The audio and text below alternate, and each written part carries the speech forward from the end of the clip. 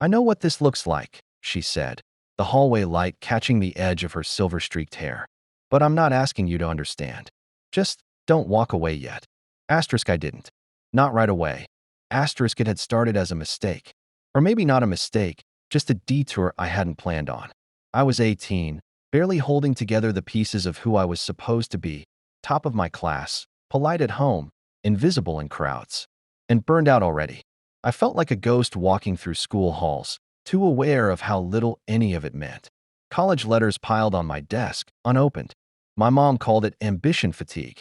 I called it boredom, emptiness, the kind that sticks to your ribs and doesn't leave, no matter how many perfect grades or smiles you fake.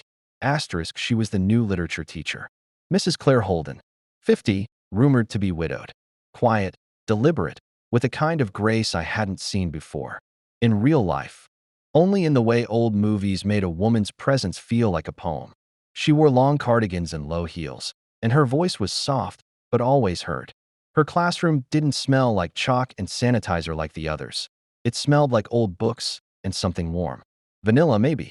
And when she read aloud, the class went silent in a way that didn't feel like obedience. It felt like reverence. Asterisk, I wasn't close to her. Not at first. I sat near the window, scribbling half-finished thoughts in my margins while she spoke about longing and loneliness in the texts. I remember her eyes catching mine once, just for a moment, as she read a line about a woman who watched the seasons change from behind a locked door. She didn't smile, but she didn't look away, either. Asterisk the first time we actually spoke outside class was after school on a Thursday. I'd stayed late to print a paper, and the library printer jammed, like it always did, and I muttered something under my breath that wasn't meant to be heard. Asterisk she was walking by and stopped. Paper troubles? Asterisk I turned. Yeah, it hates me. Asterisk she gave a tired little smile, like she understood more than she let on. Most machines just want patience. People too. Asterisk that should have been the end. Just a teacher helping a student. But she stood there for a second longer than she needed to, eyes scanning the messy pages in my hand. Asterisk, your piece on the bell jar, she said. It wasn't just analysis. You wrote like someone who's been somewhere. Asterisk I didn't know what to say. I hadn't let anyone say something like that to me before. Asterisk, it's just a paper. I muttered. Asterisk her gaze didn't shift. Maybe. Or maybe it's something else. Asterisk it was raining when I left the building that day. Cold, straight rain. She passed me in the parking lot, holding a worn black umbrella that sagged on one side. Asterisk, do you need a ride? She asked. Her voice was cautious, not uncomfortable, just careful. Asterisk I hesitated. It was probably a bad idea.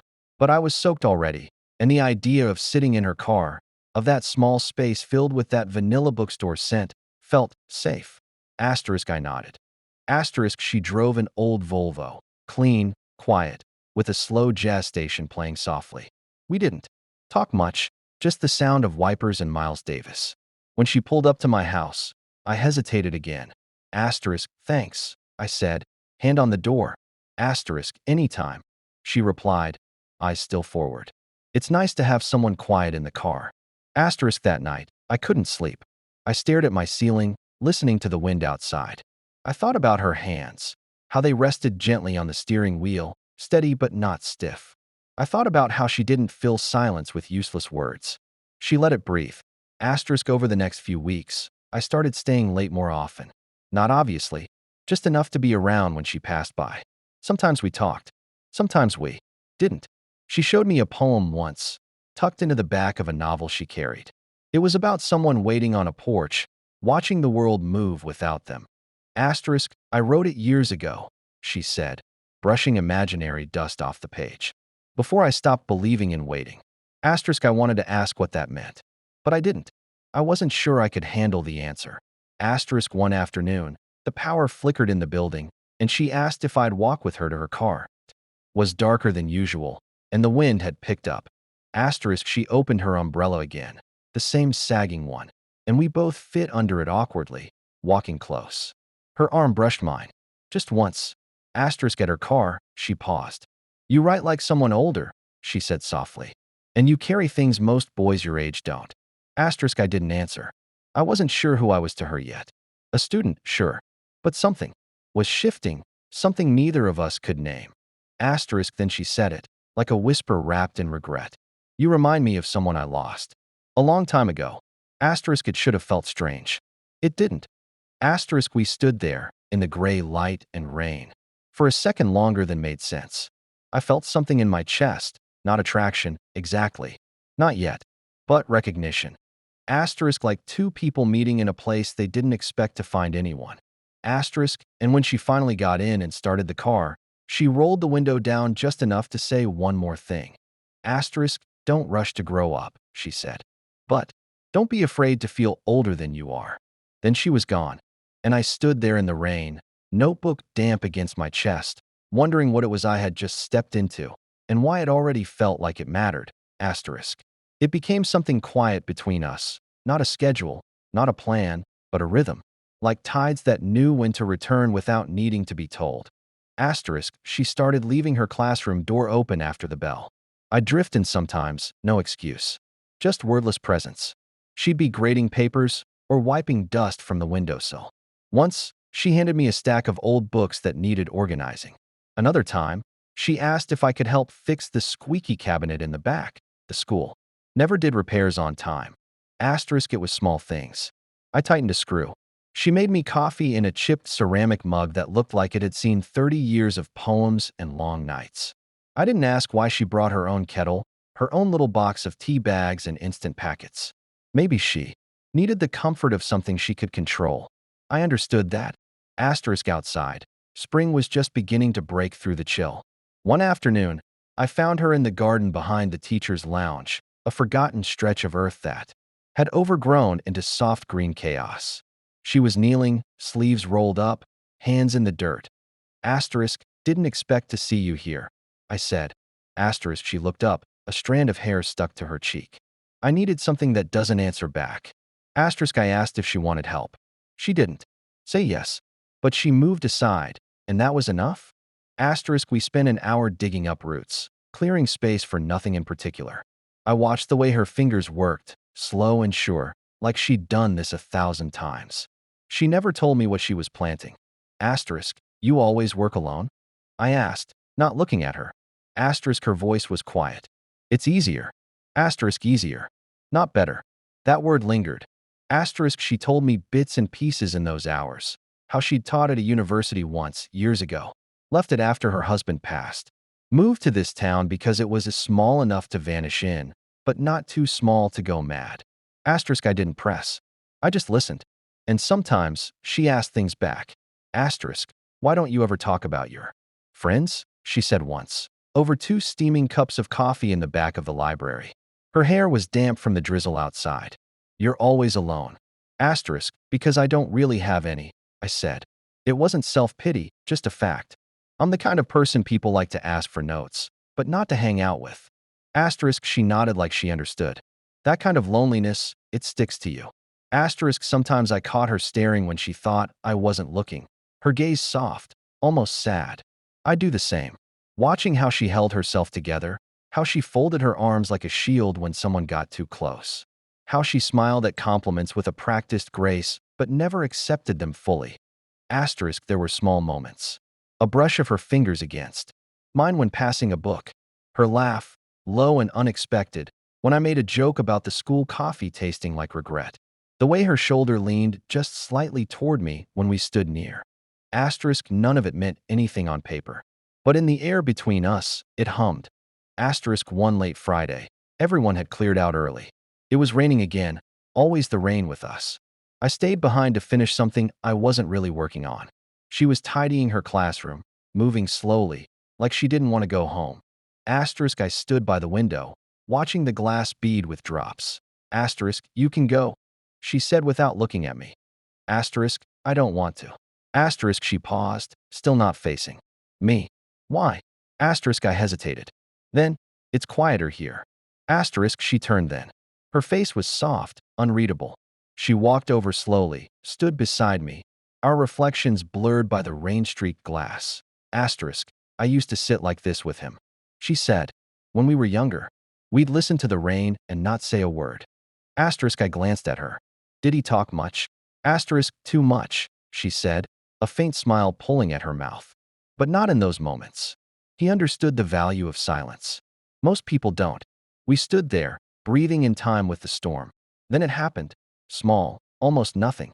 My hand shifted, hers did too, and they touched. Just the backs of our fingers, nothing more. But neither of us moved. Asterisk, that contact sat between us like a held breath. Asterisk, I could feel the warmth of her skin through that single point, like the pulse of something waking up.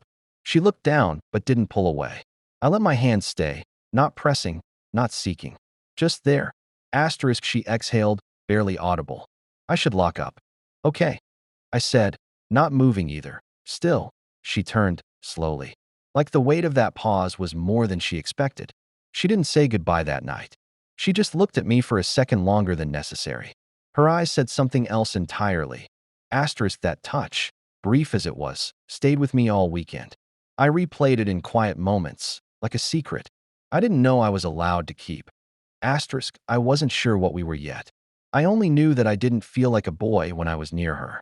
And she didn't look at me like I was one. Asterisk. The storm came in sharp and sudden, the kind of summer downpour that slammed against windows like it had something to say. I had just stepped off the bus when it started, sprinting the last few blocks toward home, soaked before I reached the end of the first street. Asterisk, that's when I saw her porch light flick on through the sheets of rain.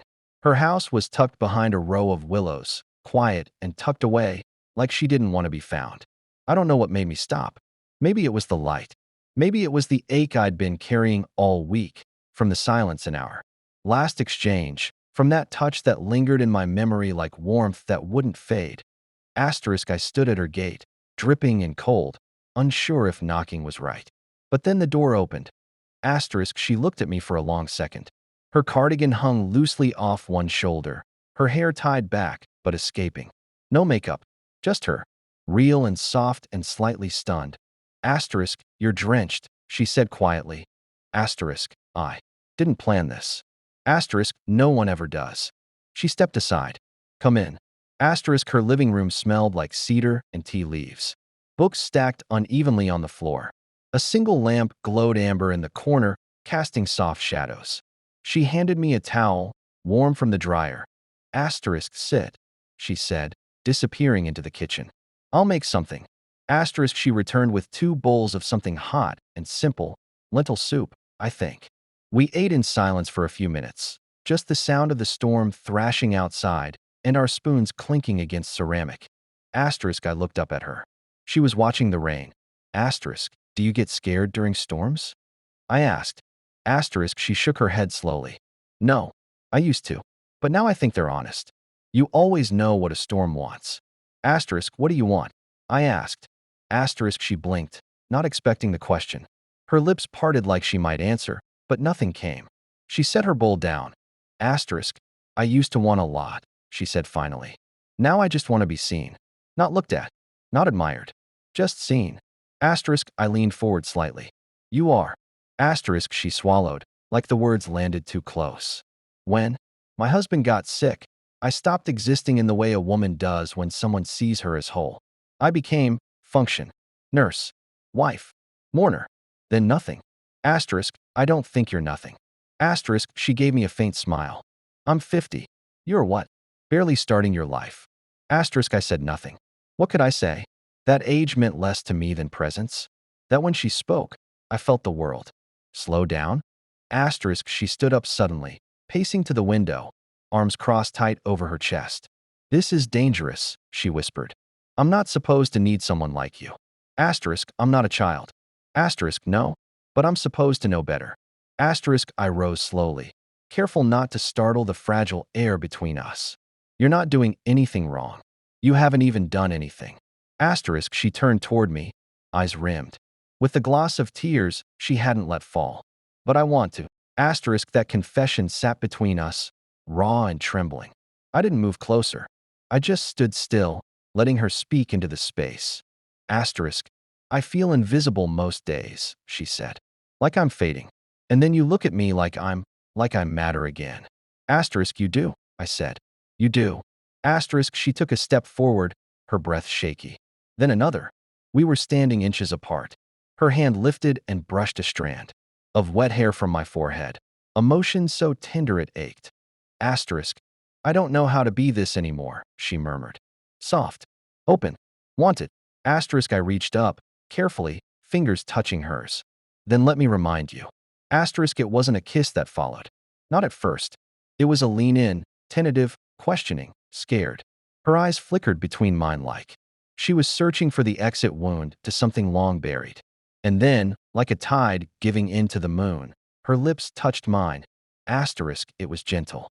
So gentle I could feel the tremble in her shoulders, the way her breath caught in the back of her throat. Her hand rested against my cheek, thumb brushing the edge of my jaw. She tasted like tea and grief and something deeply human. Asterisk, when we pulled apart, her forehead rested against mine. Neither of us spoke. Asterisk, no declarations, no promises, just the hush of rain and breath and the knowledge that something had shifted permanently between us. Asterisk, we sat on the couch after that, our shoulders touching, her hand wrapped around mine like it had always belonged there. The world outside kept howling, but inside it was still, like the storm had made a deal with us for one quiet night. Asterisk, she didn't try to explain herself. I didn't try to define anything. Asterisk, we just existed, side by side, in the soft, sacred silence of two people who had found something they didn't know they were missing. Asterisk, and for the first time in a long time, neither of us felt invisible. Asterisk, you'll leave eventually, she said, eyes still fixed on the chipped edge of her coffee mug. People always do. Asterisk, morning light filtered through her kitchen window, casting long golden bars across the floor. The kettle whistled behind her, faint and forgotten. I watched the steam curl up between us like a ghost neither of us wanted to name. Asterisk, I'm not everyone, I said quietly. Asterisk, she smiled, but it was the kind that didn't reach her eyes. That's what makes it worse. Asterisk, since that night, we'd slipped into something gentle, unspoken. I'd come by after school some afternoons, bringing her jasmine tea she liked, but never bought for herself. On Saturdays, we'd sit on her porch with mismatched mugs, wrapped in old quilts she kept in a chest by the door. We rarely made plans, but I always showed up. And she never told me not to. Asterisk, there was a rhythm to it. I'd bring over old books I thought she'd enjoy, and she'd read aloud to me, her voice soft and slow. Sometimes I helped repaint the shutters on her windows. Sometimes she'd correct my essay drafts while I made us grilled cheese. The world outside didn't really exist during those hours. Only us, our laughter, and the subtle warmth that passed between our glances. Asterisk, but I knew the thought haunted her, that it was all temporary, that I'd disappear like so many others had. Asterisk, I don't want to be a phase in your life, she said once as we watched the rain smear across the porch screens. A curiosity you outgrow. Asterisk, I shook my head. You're not. Asterisk, she looked at me then, really looked, as if daring to believe was dangerous. You're 18, she said. Asterisk, and you're 50, I replied. Neither of those things are reasons to run. Asterisk, she opened her mouth, then closed it. Her hand reached out, almost unconsciously, fingers resting over mine.